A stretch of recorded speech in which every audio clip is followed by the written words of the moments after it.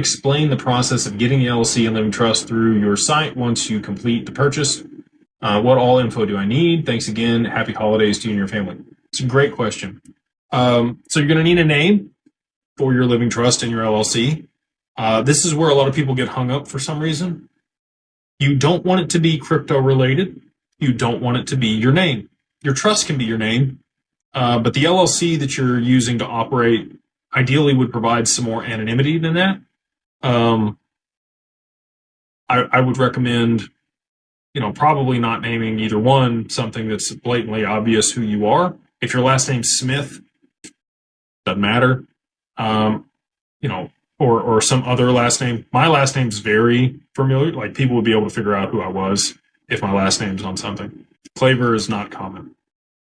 So depends on that aspect.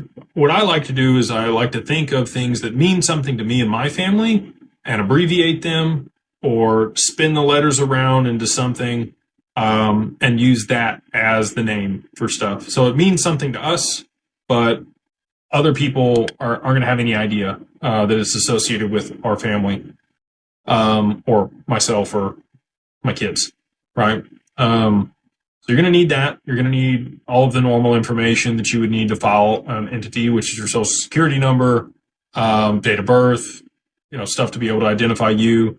You are the beneficiary, the ultimate beneficiary of the LLC, but your information is not going to appear on any public documents because of the way we file it. So they're going to ask you for, all that information.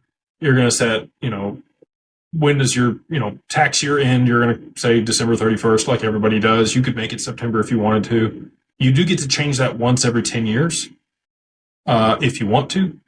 So if you do find yourself up against a wall at the end of the year and you want to backdate your financial year to the month before, make it like, November 31st or September, then you can do that and you get a whole nother, 9 months, whatever it is, to mitigate your taxes or spend that money that you made. That's a common way that I've seen people.